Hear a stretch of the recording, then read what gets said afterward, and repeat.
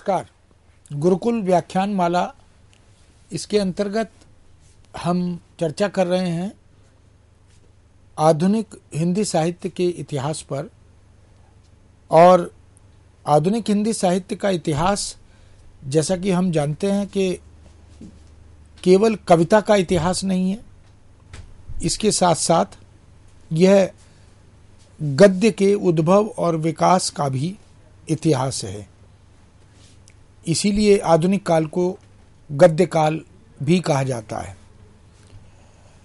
इस कालखंड में, जो कि लगभग 150 वर्ष से अधिक का समय इसमें बीत चुका है, 170-75 वर्ष का, और इस आधुनिक काल की गद्य विधाओं के विकास को भी अगर हम देखें तो अनेक गद्य विधाएं इस कालखंड में हमारे समक्ष उपस्थित होती हैं। कविता से इतर गद्य विधाओं में नाटक एक बहुत महत्वपूर्ण, लोक स्वीकृत और विश्व प्रतिष्ठित विधा के रूप में, अनुशासन के रूप में हमारे समक्ष लेखन के रूप में, मंचन के रूप में आती है। यों उपन्यास, कहानी, नाटक, एकांकी, आलोचना, संस्मरण, जीवनी, रेखाचित्र, आत्मकथा आदि ये तमाम तरह की विधाएं हैं। अनुवाद भी उसमें शामिल है, पत्रकारिता भी उसमें शामिल है। तो अनेक विधाओं के आगमन से ही वह आधुनिक काल और आधुनिक भाषा, आधुनिक विषय वस्तु, आधुनिक प्रस्तुतिकरण के शिल्प के तमाम आयाम यही उसकी आधुनिकता को सिद्ध भी करते हैं। नाटकों के उद्भव विकास की जब बात होती है तो हमने प्रारंभ में भारतेंदु के नाटक के क्षेत्र में किए गए अवदान को, प्रदेय को, और भारतेंदु युग के नाटककारों, जो नाटक लिख रहे थे, जो नाट्याभिनय से, नाटक के मंचन से जुड़े हुए थे, उन सब के विषय में चर्चा की थी। और अनूदित नाटकों के विषय में भी हम चर्चा उसी दौरान कर चुके हैं, क्योंकि भारतेंदु स्वयं भी न केवल नाटककार हैं, नीलदेवी जैसा, भारत दुर्दशा जैसा, और अनूदित नाटक दुर्लभ बंधु जैसा, अंधेर नगरी जैसा, ऐसे अनेक नाटक उन्होंने स्वयं भी लिखे और अपने मंडल के नाटककारों से भी लिखवाए। उसके पश्चात महावीर प्रसाद द्विवेदी का युग आया, और द्विवेदी युग में बहुत से नाटककार जो भारतेंदु युग में भी थे, वह उस युग में जाकर भी सृजन करते रहे गद्य पद्य में, और नाटकों में एक नई विषय वस्तु के साथ, एक समकालीन बोध या युग बोध के साथ उन्होंने बहुत से महत्वपूर्ण और दुर्लभ नाटक प्रस्तुत किए। महावीर प्रसाद द्विवेदी ने इस तरह की गद्य विधाओं के लेखन को प्रोत्साहित किया और रचनाकारों के मनोबल को बढ़ाते हुए उन्हें खड़ी बोली हिंदी में मौलिक सृजन और लेखन के लिए तथा अनुवाद आदि के लिए मार्ग प्रशस्त करते हुए प्रोत्साहित किया। महावीर प्रसाद द्विवेदी युग के बाद हिंदी नाट्य जगत के सबसे महत्वपूर्ण हस्ताक्षर महाकवि जयशंकर प्रसाद का उद्भव होता है, आगमन होता है। छायावाद के रूप में, छायावादी काव्यधारा के प्रवर्तक के रूप में गद्य और पद्य पर समान अधिकार रखने वाले एक सृजक, एक रचनाकार, एक साहित्यकार के रूप में प्रसाद की उपस्थिति हिंदी साहित्य में और विश्व साहित्य में दर्ज होती है। प्रसाद जी ने नाटक की वस्तु को बदल दिया, आमूलचूल परिवर्तन किया, यह भी हम देख चुके। उन्होंने स्कंदगुप्त, चंद्रगुप्त, ध्रुवस्वामिनी, अजातशत्रु, राज्यश्री आदि आदि अनेक दुर्लभ और महत्वपूर्ण नाट्य रचनाएं दी।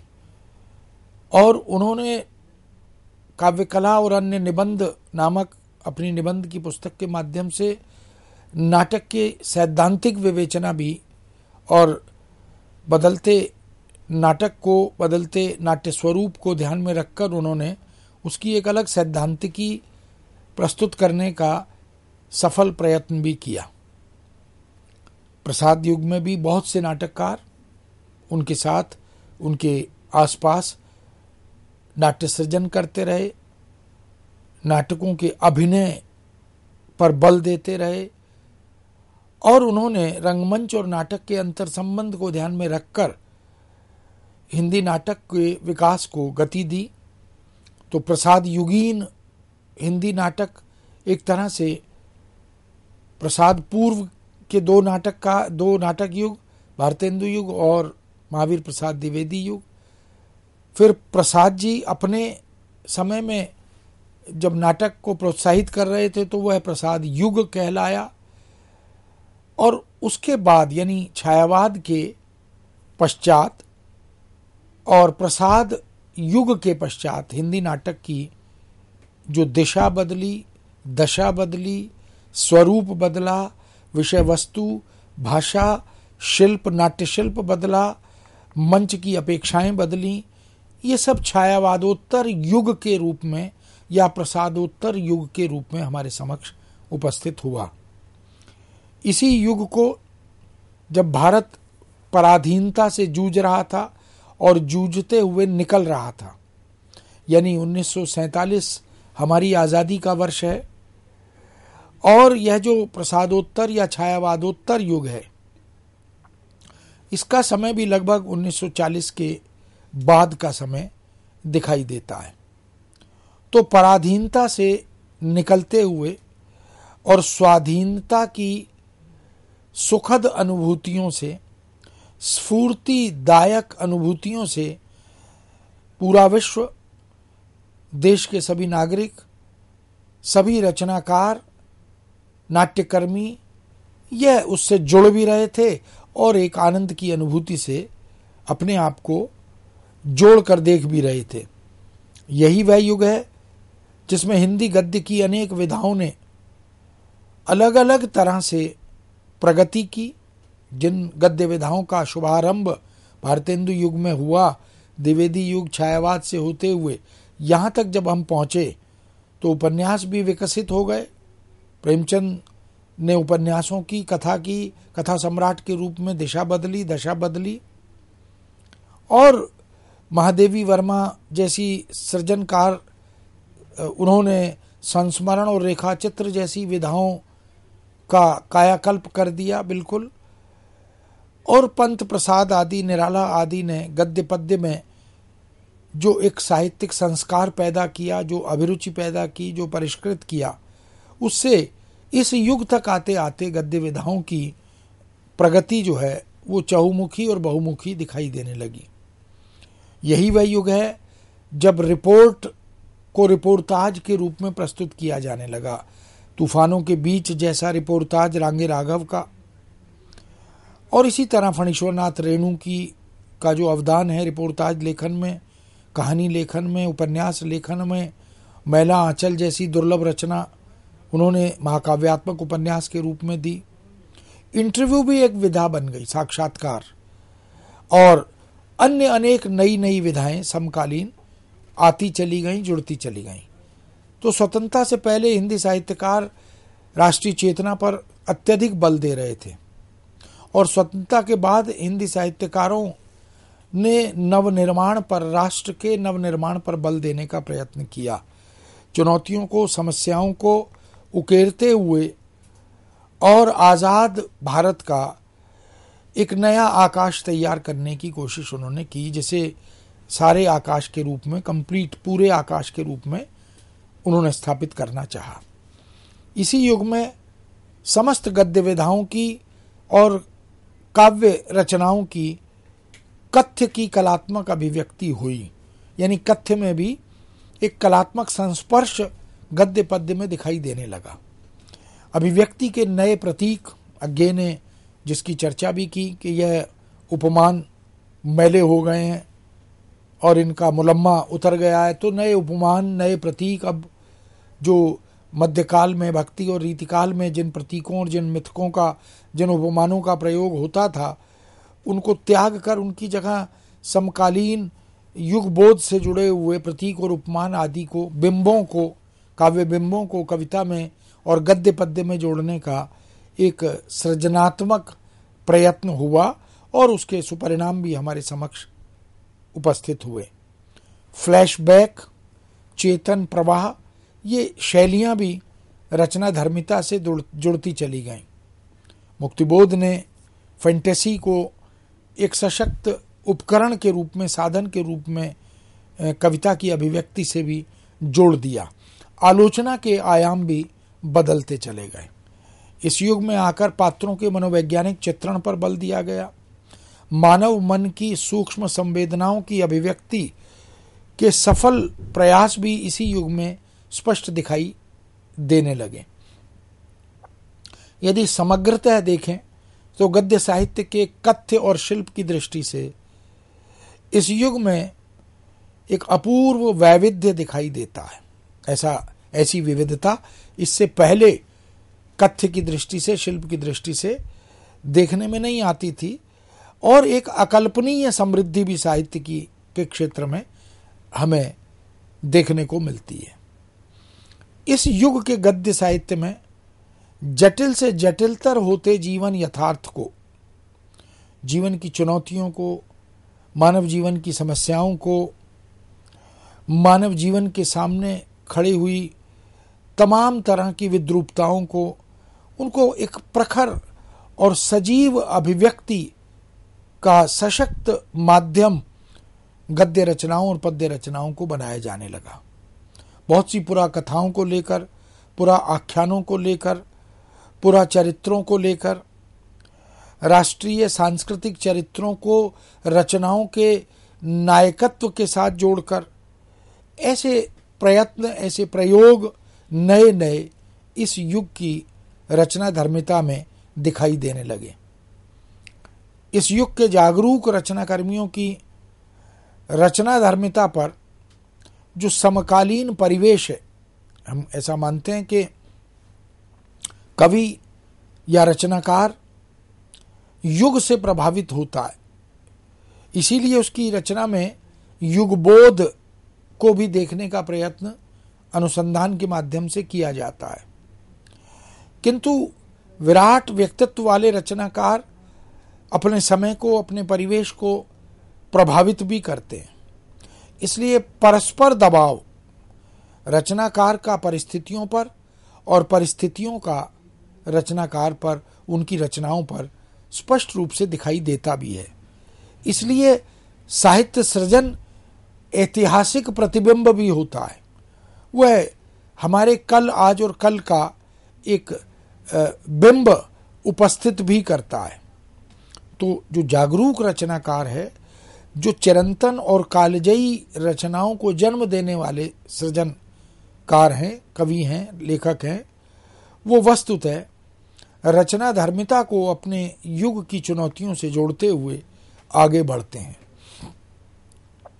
अनेक प्रश्नों के उत्तर, जो अनुत्तरित प्रश्न हैं, समाज के सामने जो तमाम तरह की समस्याओं से जुड़े हुए प्रश्न हैं, उन प्रश्नों को जब वह उजागर करते हैं, उन प्रश्नों के उत्तर खोजने की, समाधान तलाशने की वह कोशिश करते हैं। एक उत्कट इच्छा शक्ति, एक ललक, समस्याओं, घात प्रतिघातों और चुनौतियों को देखने, समझने और उनके सूक्ष्म और स्थूल आयामों को उद्घाटित करने, उनका समाधान खोजने का जुनून भी इस युग के सभी रचनाकारों में दिखाई देता है और उनकी रचनाओं के माध्यम से हम इसे देख भी सकते हैं। जो वैचारिक दिग्भ्रम थे, मूल्यों के संकट थे, उनको समझने, उनके यथार्थ को की आधारभूमि को जानने का प्रयास भी इस युग की रचनाओं में कवि या गद्यकार करते हुए दिखाई देते हैं। यह बात नाटकों में भी, उपन्यास कहानियों में भी और तमाम अन्य गद्य विधाओं में भी हमें दिखाई देती है। तो ये जो वैचारिक दिग्भ्रम है और मूल्यों का जो ह्रास आज़ादी के बाद देखने को मिलता है, क्योंकि जो स्वप्न युवा वर्ग ने पाले थे उन स्वप्नों को बिखरते और खंडित होते हुए जब देखा तो जो भारतीय पारंपरिक मूल्य थे उन पर अविश्वास का, अनास्था का संकट गहराने लगा। ऐसे में उन प्रश्नों के उत्तर खोजने का कार्य अलग अलग नवीन प्रकार की कथावस्तु का सृजन करते हुए इन रचनाकारों ने किया। समय का, परिवेश, परिस्थितियों का बदलाव इन रचनाओं में और इन रचनाकारों के दृष्टिकोण में स्पष्ट दिखाई देने लगा। इस युग की समस्त साहित्यिक अभिरुचि पर हम इस तरह के सामाजिक, सांस्कृतिक, राजनीतिक, धार्मिक, आर्थिक आदि समय सापेक्ष, युग सापेक्ष परिवर्तनों को हम रचनाओं पर प्रभाव डालते हुए देख सकते हैं। पाठकों की अपेक्षाएं बदल रही थीं, अभिरुचियां बदल रही थीं। पाश्चात्य सभ्यता, पाश्चात्य संस्कृति हमारी पाठकीय अभिरुचि पर एक तरह से आघात भी कर रही थी, प्रहार भी कर रही थी। आधुनिकीकरण और उत्तर आधुनिकीकरण की तरफ बढ़ते हुए जो पाठकीय समुदाय और समाज का स्वरूप है वह इस बात का साक्षी है कि बहुत से साहित्य रूपों का आगमन हिंदी साहित्य में भी होने लगा था। नई नई शैलियाँ, नई नई अभिव्यक्ति की पद्धतियाँ, यह भी तमाम गद्य और पद्य की विधाओं में जुड़ती हुई दिखाई देने लगी थी। एक तरह से नया साहित्य बोध पैदा हो रहा था। साहित्यिक आकाश एक नई अपेक्षाओं, आशाओं के साथ उद्घाटित हो रहा था। ऐसे में जीवन बोध भी नवीन हो रहा था। इस युग के साहित्य में इन सभी की अभिव्यक्ति को हम देख सकते हैं। जीवन और समाज के बदलते स्वरूप को, बहुत सारे सामाजिक सांस्कृतिक आयामों को हम इस रूप में देख पाते हैं कि यह जो वैचारिक मूल्य परिवर्तन हो रहा था, मूल्य बोध बदल रहा था, युग बोध बदल रहा था, यह सब कुछ साहित्य में एक तरह से उद्घाटित और प्रतिबिंबित होता चला जा रहा था। कवियों ने, लेखकों ने इन सब को, इन परिवर्तनों को, इस आधुनिकीकरण को रचनाओं से जोड़कर, पात्रों से जोड़कर, चरित्रों से जोड़कर उद्घाटित करने का प्रयत्न प्रारंभ किया था।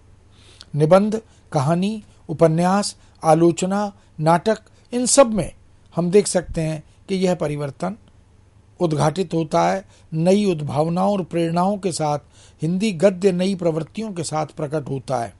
समीक्षा की भी नई भूमि तैयार होती है। पारंपरिक और शास्त्रीय समीक्षा दायरों को तोड़कर रचना और रचनाकार आगे बढ़ते हुए दिखाई देते हैं। गद्य साहित्य का जो भीतरी कलेवर है वह भी बदलने लगता है और संरचनात्मक जो रूप है उसे भी एक नई गति प्राप्त होने लगती है। संरचना और शिल्प की नवीन चिंताएं अब उभरने लगती हैं। नई व्यवस्थाएं, नई चुनौतियां, नई परिकल्पनाएं इस युग के साहित्य में स्पष्ट दिखाई देने लगती हैं। जन सामान्य, जनमानस की भाव दशाएं, अपेक्षाएं, आकांक्षाएं, प्रेरणाएं, सभी कुछ अनेक प्रश्नों के साथ, अनेक समस्याओं के साथ उत्तर तलाश करने या उत्तर खोजने की दिशा में अग्रसर दिखाई देता है। इसी सब परिवर्तन के परिदृश्य को हिंदी नाटक के बदलते रूप स्वरूप में भी हम देख सकते हैं। प्रसादोत्तर हिंदी नाटक भी जीवन की अनेक यथार्थ और रंगमंच से जुड़ी हुई दिशाओं की ओर उन्मुख होता प्रतीत होता है।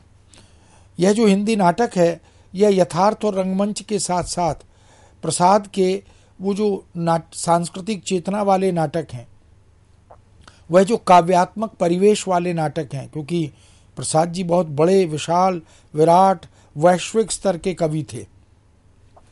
कामायनी जैसी महाकाव्यात्मक रचना के सृजक थे। आंसू झरना जैसी रचनाओं के माध्यम से अनेक लंबी, विलक्षण, दुर्लभ, अपूर्व रचना धर्मिता से युक्त कविताओं के सृजक थे। नाटकीय संघर्ष की सूझबूझ के साथ हम उनकी उस काव्यात्मक परिवेशगत मानसिकता को रचनाओं के माध्यम से देख सकते हैं। समसामयिक जीवन को आदर्श के साथ जोड़ा, रोमांटिक दृष्टिकोण के साथ साथ इतिहास के स्वर्णिम और उज्जवल अतीत को उद्घाटित किया। ये महान नाटककार प्रसाद का ही प्रदेय माना जा सकता है कि नाट्य रचनाओं की वस्तु को, दिशा को बदलने का काम उन्होंने किया था। प्रसादोत्तर युग में उपेंद्र नाथ अश्क ऐसे ही नाटककार बनकर आए जिन्होंने सबसे पहले प्रसादोत्तर हिंदी नाटक के रोमांस के दायरे से उसे निकाला और आधुनिक भावबोध से जोड़ने में एक रचनात्मक भूमिका निभाई। उनके नाटकों में जय पराजय 1937 में लिखा हुआ एक इसी प्रकार का विलक्षण नाटक है। प्रसाद की रचना धर्मिता से वो प्रभावित थे और प्रसाद का व्यक्तित्व, उनका नाट्य कर्म, वह सभी नाटककारों को प्रभावित कर रहा था। उपेंद्र नाथ अश्क भी जय पराजय में उनसे प्रभावित दिखाई देते हैं, किंतु छठा बेटा 1940 में प्रकाशित उनकी नाट्य रचना जब हमारे सामने आती है तो वह कुछ प्रसाद से, प्रसाद के नाटकों से या प्रसाद युगीन नाट्य चेतना से मुक्त होते हुए दिखाई देते हैं। छठा बेटा में पिता पुत्र के परिवर्तित संबंधों को अत्यंत व्यंग्यात्मक ढंग से चित्रित करने का प्रयत्न उन्होंने किया है। अवकाश प्राप्त अर्थात सेवानिवृत्त पिता को 6 बेटों में से कोई भी अपने पास या अपने साथ रखना नहीं चाहता। यह स्वातंत्र्योत्तर भारत की एक बड़ी विलक्षण सामाजिक विडंबना है, जिसको 6 बेटों के रूप में, 6 बेटे नाटक के रूप में उपेंद्र नाथ अश्क हमारे समक्ष उकेरते हैं, उद्घाटित करते हैं।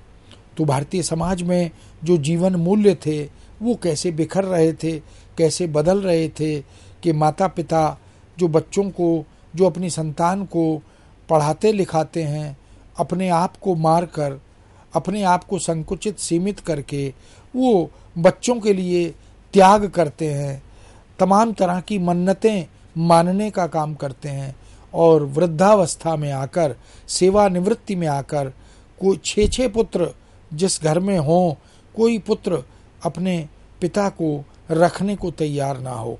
इन विडंबनात्मक परिस्थितियों का उद्घाटन रचनाकार करता है। पिता पुत्र संबंधों को दिखाने वाले पुराने पारंपरिक भारतीय मूल्य समाज से विलुप्त होते जा रहे हैं, इसी को रेखांकित करने का काम यह नाटक करता है। तो आज संबंधों की बुनियाद अर्थ अर्थात पैसे पर टिक गई है। यह हिंदी का प्रशंसनीय स्वप्न नाटक है जो नए शिल्प विधान की दृष्टि से श्लाघ्य भी है।